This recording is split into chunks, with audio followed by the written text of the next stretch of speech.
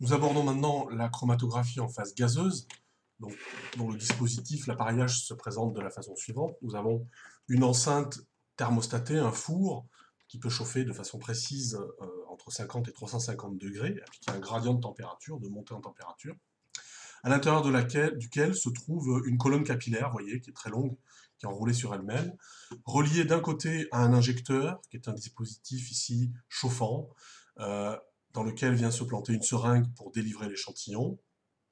Donc il est chauffé à 250 degrés, entre disons 200 et 320 degrés. Et puis la colonne est reliée de l'autre côté à un détecteur qui peut être un FID ou un spectromètre de masse. Alors, pour bien comprendre ce qu'est la colonne, donc si on zoome un petit peu, qu'on regarde comment c'est fait, en fait, c'est un capillaire creux, c'est un tube capillaire, donc, qui est fait en silice fondu, c'est quelque chose de souple et cassant à la fois, à l'intérieur duquel donc est présent un revêtement qui est la phase stationnaire. Donc, on a le choix entre différentes phases stationnaires. Et cette colonne donc est beaucoup plus longue que les colonnes en chromatographie liquide. Elle fait 15, 30 ou 50 mètres, 60 mètres parfois. Le principe de séparation, pour reprendre un petit peu le schéma qu'on a vu en chromatographie liquide, donc on a la colonne capillaire revêtue donc de phase stationnaire sur ses parois, balayée par un flux de phase mobile qui est l'hélium, par exemple, donc un gaz inerte. Les molécules en mélange sont introduites en tête de colonne. Elles vont interagir, se déposer, interagir avec la phase stationnaire. Et on commence un gradient de température en prenant une température de départ qui va être par exemple 30, 50 ou 70 degrés selon les techniques.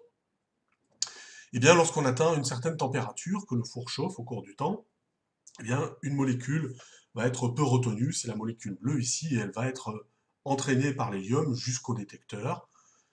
Donc à cette température, on aura un signal de chromatographie pour signifier la détection de cette molécule bleue, puis la température continue à monter selon le gradient de température programmé. La molécule rouge, à son tour, est entraînée par le flux d'hélium et finit par atteindre le détecteur pour une autre température. Donc chacune des molécules possède un temps de rétention, là aussi, qui lui est propre. Donc ça marche exactement comme la chromatographie en phase liquide. Les phases stationnaires, il en existe de nombreux types. Je ne vais pas tout détailler. Le choix se fait en fonction de la volatilité des molécules. Par exemple, on utilise des phases en polyéthylène glycol pour les composés les plus volatiles.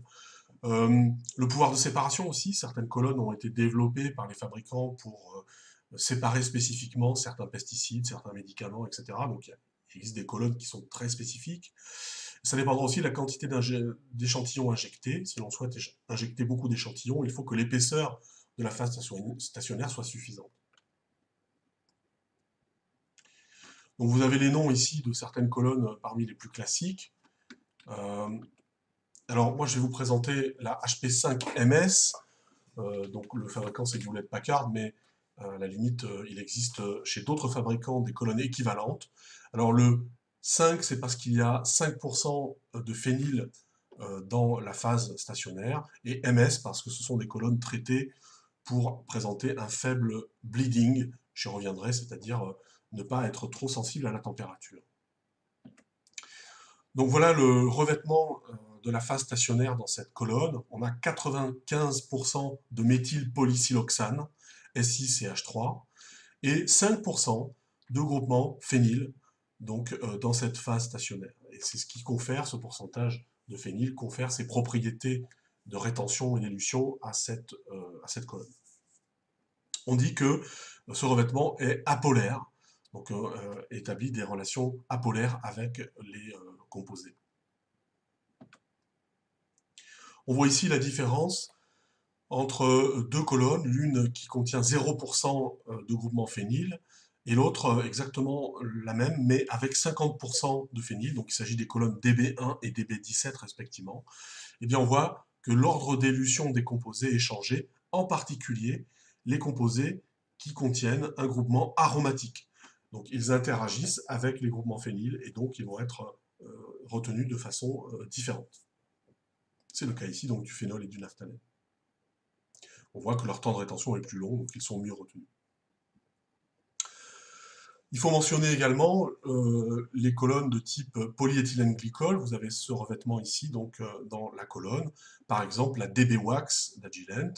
Donc, elle est très intéressante pour analyser les molécules qui sont très volatiles. Donc, avec un point d'ébullition qui est bas.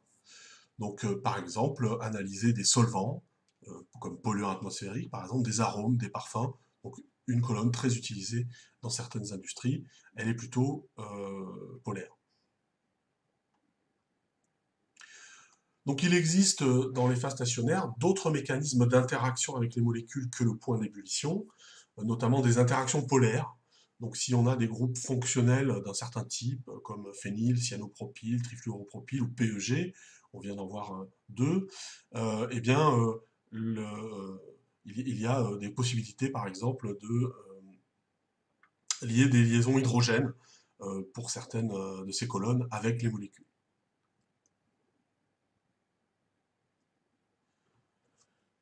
Un critère important, c'est l'épaisseur du film de la phase stationnaire. Plus le film est fin, moins les composés sont retenus.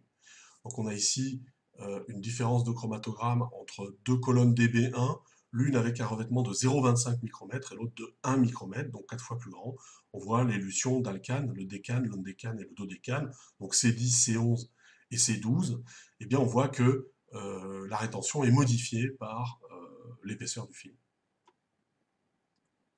La longueur de colonne, ensuite, elle aussi va avoir un impact important sur la résolution des pics, c'est-à-dire la capacité à séparer les molécules. On voit ici une DB624, mais soit de 15 mètres, de 30 mètres ou de 60 mètres. Eh bien, on voit que ces deux molécules ici sont mal séparées sur une colonne qui ne fait que 15 mètres, mais si on rajoute effectivement de la longueur jusqu'à 60 mètres, eh bien, on aura une parfaite séparation. Les molécules ont plus de temps lorsqu'elles migrent dans la colonne pour se séparer. Donc le choix là va être un compromis, puisque si la colonne est très longue, l'analyse sera d'autant plus longue aussi, on mettra plus de temps à évaluer les molécules, mais si elle est trop courte, on aura une moins bonne séparation. Donc en général, on travaille avec des colonnes de 30 mètres. Le diamètre de la colonne, le diamètre interne, donc plus le diamètre est petit, meilleure est la résolution, donc la qualité de séparation des deux molécules. Qui sont plus ou moins coélués. On a l'exemple ici, toujours la DB624 de 30 mètres, mais avec un diamètre interne de 0,53 ou de 0,32. Et bien on voit que la séparation est meilleure sur la colonne de diamètre plus faible. Vous avez ici le nombre de plateaux théoriques, donc c'est-à-dire c'est l'inverse du nombre de pics qu'on peut ranger par unité de temps d'analyse, donc en fonction du diamètre interne de la colonne. Une notion importante, c'est la capacité de colonne, c'est la quantité de matière injectable. Donc, vous voyez ici des capacités en fonction de l'épaisseur du film, cette fois. Donc, c'est l'épaisseur du film aussi qui conditionne la quantité de matière qu'on peut injecter dans, dans la colonne. Ce qui va indirectement influencer également la détection des molécules peu abondantes. Donc, plus on injecte d'échantillons, plus on se met en posture d'analyser des molécules peu abondantes. Donc là, c'est pareil, plus le film est épais, plus on peut charger la colonne, plus on peut mettre d'échantillons dessus.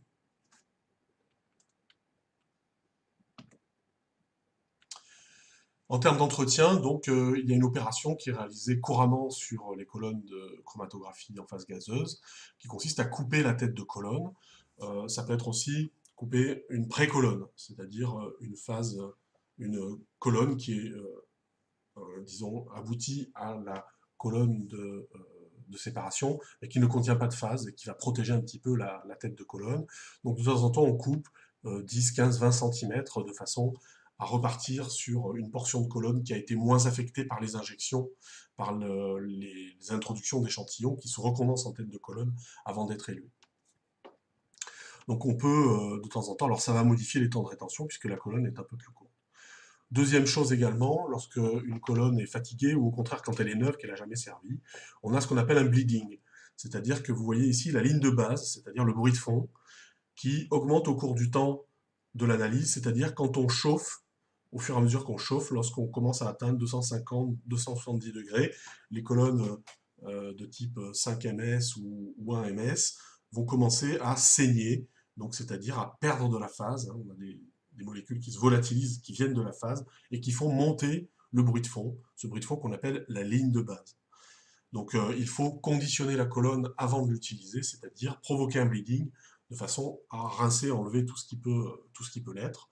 Et lorsque la colonne est fatiguée aussi, de temps en temps, il faut réchauffer à nouveau assez longtemps pour se débarrasser du bleeding. Et le problème lié au bleeding, bah, déjà, c'est que le niveau de bruit augmente, donc on est moins capable d'analyser les molécules qui sont éluées dans cette zone, mais en plus, ceci va encrasser la source du spectromètre de masse et fatiguer le filament, on le verra tout à l'heure. Le mode d'injection dans l'appareil, donc voici une coupe d'injecteur. On voit donc c'est un dispositif en métal qui est chauffé et à l'intérieur duquel se trouve un tube en verre qu'on appelle le liner, qui est creux et qui lui est connecté à la colonne qui vient ici, donc à cette extrémité. À l'autre extrémité, donc le tube aussi est ouvert et il va pouvoir accueillir une seringue. Le tout étant protégé par un système de septum. C'est un joint en caoutchouc qui vient fermer ici. L'aiguille transperce, donc le système est isolé de l'atmosphère. Le gaz vecteur arrive sur le côté ici, il va balayer l'intérieur du liner et pousser les molécules de l'échantillon jusqu'à la tête de colonne. On voit également ici deux tuyaux en inox qui sont ce qu'on appelle les lignes de purge. On va voir à quoi ça sert, puisqu'il y a deux modes d'injection en chromatographie gazeuse qui sont très utilisés pour les échantillons liquides. Ce pas les seuls, mais sont les plus utilisés. C'est le mode d'injection SSL, split ou splitless. Donc on commence par une injection splitless. C'est idéal pour analyser des molécules peu abondantes, si on a un échantillon qui est peu chargé, puisque dans ce cas-là, l'intégralité de l'échantillon est chargée sur la colonne. Donc ça fait descendre la limite de détection. Donc voilà ce qui se passe exactement. On a ici figuré le liner, la colonne à une extrémité, le septum à l'autre, l'échantillon est injecté, donc il est présenté par des molécules à la fois de solvant dans lequel on a fait l'extraction et puis des molécules de l'échantillon, donc des triangles et des ronds ici. Et donc vous avez un flux de gaz vecteur, d'hélium par exemple, qui vient balayer. Donc on définit le flux qu'on souhaite envoyer sur la colonne, par exemple 1 ml par minute, et on l'augmente de 3 ml par minute pour nettoyer ici sous le septum, c'est-à-dire éviter que les molécules ne viennent ici se coller sur le septum et salir l'appareil. Donc on a un flux permanent ici qui balaye le septum, c'est le purge vent donc, qui vient faire ça à 3 ml minute. Donc le flux entrant en total est de 4 ml par minute. On fait ça pendant 1 minute après l'injection, c'est le temps nécessaire pour que l'échantillon soit poussé vers la tête de la colonne, et ensuite on commence la séparation des molécules en appliquant le gradient de température. Ça, c'est le mode splitless.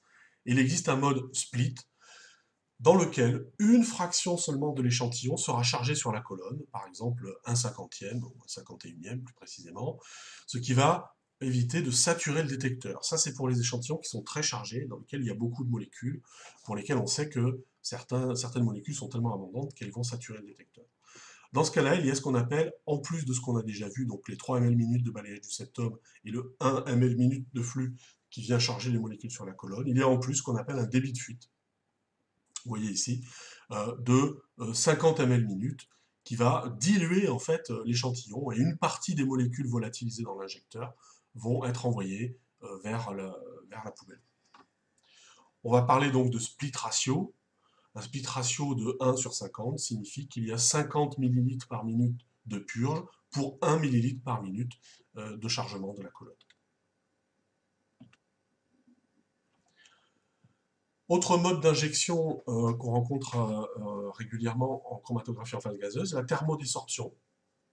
Donc l'idée est d'abord d'avoir piégé, on l'a vu tout à l'heure, en espace de tête des molécules sur une cartouche, par exemple, des molécules donc, en général très volatiles, et la cartouche est introduite, on la voit ici, dans l'injecteur, dans le liner, avec la colonne ici en bas, et tout ça est entouré d'un dispositif chauffant, le Thermodesorbable Unit. Tout est automatisé, c'est-à-dire qu'il y a un robot qui peut venir chercher les cartouches dans des liners, cartouches qui ont été préalablement chargées par l'échantillon, pour faire les injections. Le piège est chauffé très rapidement pour volatiliser les molécules, et ces molécules sont entraînées vers la tête de la colonne, où elles sont recondensées, et ensuite seulement on commence le gradient de température pour élever les molécules. Autre type de molécules qu'on peut analyser en chromatographie en phase gazeuse, ce sont les molécules très polaires et peu volatiles.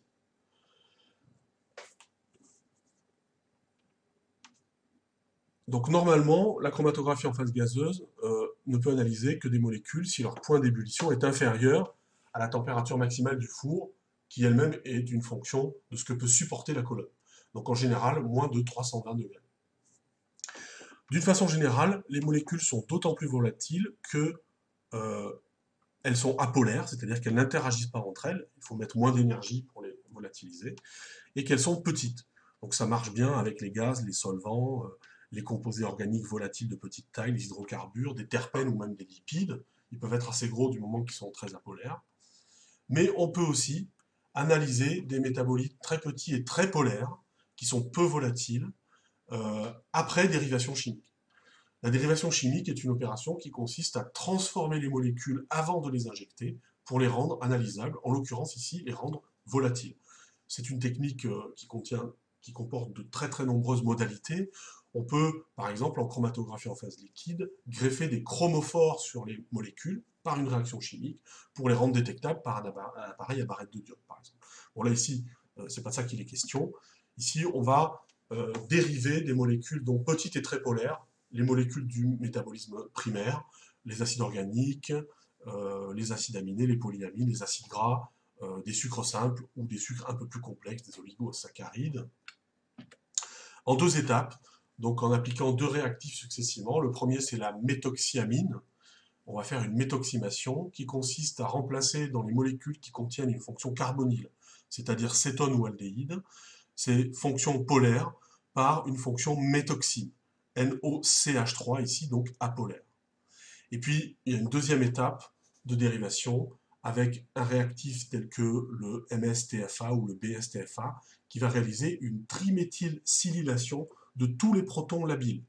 Les protons labiles sont les protons qui ont tendance à créer des liaisons hydrogènes, donc c'est les protons des fonctions hydroxy, c'est les protons des fonctions carboxy, c'est les protons des fonctions thiol, amine, etc. Tout ça sera remplacé par SiCH3 trois fois, donc des fonctions très apolaires. On passe donc de molécules polaires peu volatiles à des molécules apolaires volatiles. Voilà un chromatogramme typique après dérivation chimique d'un échantillon polaire, d'un extrait polaire. On a une élution précoce des acides organiques, qui sont les plus petits. Ensuite, on trouve une zone avec des acides aminés, les sucres simples, et puis derrière, les sucres plus complexes, et même quelques composés phénoliques simples. En ce qui concerne le temps de rétention en chromatographie en phase gazeuse, la règle c'est que les composés les plus volatiles, bien sûr, sont élués les premiers. Ils sont élués à plus basse température. Si on prend un mélange d'alcanes, donc qui sont des chaînes aliphatiques strictes, il n'y a que du carbone et de l'hydrogène dans ces molécules, eh bien, leur temps de rétention est une fonction directe du nombre de carbone, donc de leur taille. La molécule en C10, le décane, sort avant l'undécane, qui sort avant le dodécane, avant le tridécane, etc. Le problème, c'est que si, en règle générale, dans des conditions analytiques définies, lorsqu'on a une méthode qui a été mise au point et qui marche bien, le temps de rétention, normalement, d'un composé est stable, il existe toujours de petites variations. Et ça peut être un problème. Donc ici, on a par exemple une molécule qui est éluée à 25 minutes.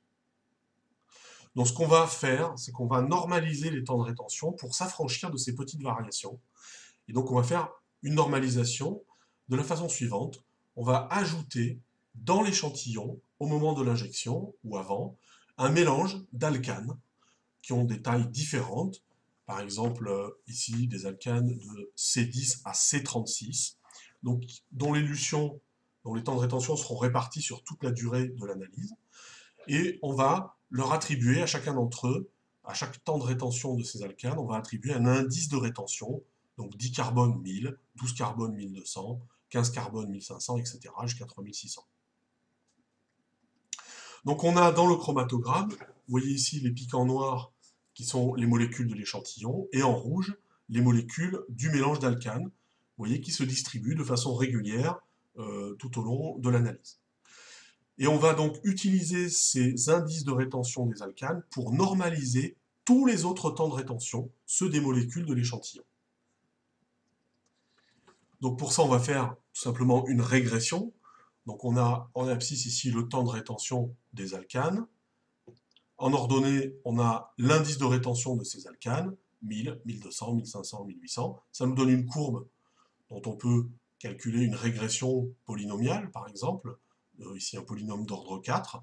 Et ensuite, il suffit d'appliquer cette formule pour connaître l'indice de rétention d'une molécule qui a un temps de rétention donné. Donc on se positionne sur la courbe, on applique la formule en fait, et on obtient l'indice de rétention de cette molécule.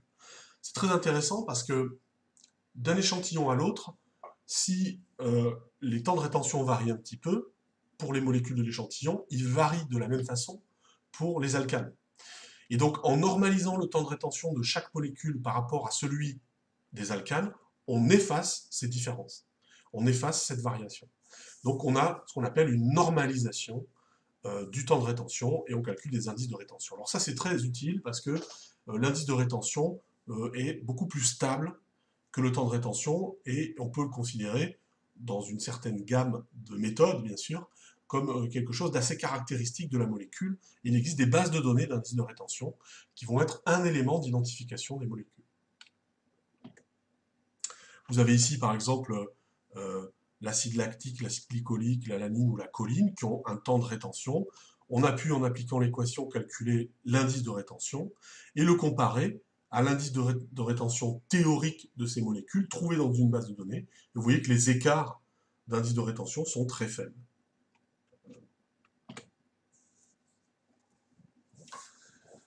Abordons maintenant la question des détecteurs. Ici, on va présenter le détecteur à ionisation de flamme, FID, Flame Ionization Detector.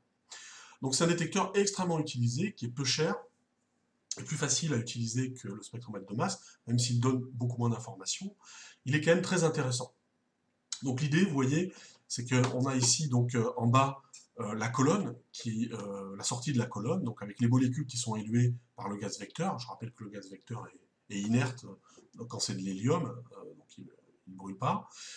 On introduit un carburant, par exemple justement du dit hydrogène. On introduit de l'air aussi, un comburant pour avoir de l'oxygène, et on produit une flamme donc, qui va brûler les molécules qui sortent de la colonne. En brûlant, la combustion donc, produit des espèces chimiques carbonées, chargées et ou radicalaires. Par exemple, CHO+. Et ces molécules chargées vont être collectées par un électrode, ce qui va créer donc un courant induit qui va être proportionnel à la quantité de molécules qui est brûlée à chaque instant. Donc on a un signal qui dépend directement de la quantité de carbone, en fait, et donc de molécules qui viennent qui sortent de la colonne. Donc ça c'est très intéressant parce que c'est un détecteur qui est peu coûteux, qui demande peu de maintenance, qui est robuste, qui présente une excellente linéarité de la réponse avec une grande gamme dynamique. La réponse est linéaire pour une très très grande gamme de concentration de molécules, donc c'est encore un détecteur qui est très utilisé, qui est même privilégié dans certaines industries, comme l'industrie du parfum, parce que il a cette propriété de très très bonne gamme dynamique et de linéarité de réponse. Par contre, la limite, évidemment, c'est qu'il ne donne pas d'informations sur la structure des molécules. Donc on n'a que le temps de rétention ou l'indice de rétention pour identifier les molécules. Alors, d'une façon générale, maintenant, revenons donc à la chromatographie en général, comment est-ce qu'on détermine les performances séparatives d'une méthode chromatographique? Eh bien, il y a plusieurs indicateurs. Le premier, évidemment, c'est le temps de rétention. C'est le temps qu'il a fallu pour un composé pour être élué de la colonne. Donc le temps de rétention, TR, c'est le temps de détection moins le temps d'injection. Donc c'est une durée. Ensuite, il y a comme performance le nombre de plateaux théoriques d'une colonne. C'est l'efficacité de la colonne. Donc c'est une mesure indirecte de la largeur des pics à un temps de rétention donné. On fait ça par temps de rétention, puisque plus les molécules sortent tard, plus en général le pic est large. Et donc on voit que eh bien, le nombre de plateaux théoriques est une fonction inverse donc, de la largeur des pics. Alors on prend la largeur des pics à mi-hauteur, c'est une largeur standard, donc on dit peak width at half height, C'est quelque chose qu'on trouve souvent dans la littérature, ici nommé WH, donc c'est la largeur du pic à mi-hauteur. Et on peut également définir le pouvoir de résolution, R, qui mesure la qualité de séparation de deux pics très proches. Et vous voyez que c'est également une fonction des temps de rétention et de la largeur des pics. Si on a une résolution inférieure à 1,5, on considère que la séparation est mauvaise. Donc en fait, en gros, il faut que les pics soient résolus à mi-hauteur. Dernier point sur la chromatographie, comment est-ce qu'on quantifie les molécules à partir d'un chromatogramme? Bien là, il faut introduire la notion d'intégration de pic. Nous avons ici un exemple en LCUV, donc on a une colonne en phase inverse C18, le temps de rétention des différentes molécules, les molécules qui sont éluées, donc qui forment des pics, sont des molécules qui absorbent toutes dans l'UV. Grâce au temps de rétention et à un standard pur, on peut définir quel est, avec notre méthode, le temps de rétention de l'acide caféolquinique, 11,3. Dans notre échantillon ici, on identifie donc à 11,3 l'acide caféolquinique. Eh bien, ce qui va être proportionnel à la quantité d'acide caféolquinique, c'est l'air sous la courbe. Donc, c'est-à-dire, mathématiquement, l'intégrale de la courbe. Hein, c'est l'air, en fait, sous cette courbe, qui est proportionnelle donc à la quantité de molécules. Cet air n'a pas d'unité, ou à une unité arbitraire. Si on veut quantifier ensuite de façon absolue, il faut injecter une gamme étalon dans les mêmes conditions, intégrer les pics de la gamme étalon, et donc appliquer l'équation de la courbe étalon à l'air de notre pic dans l'échantillon pour déterminer sa concentration.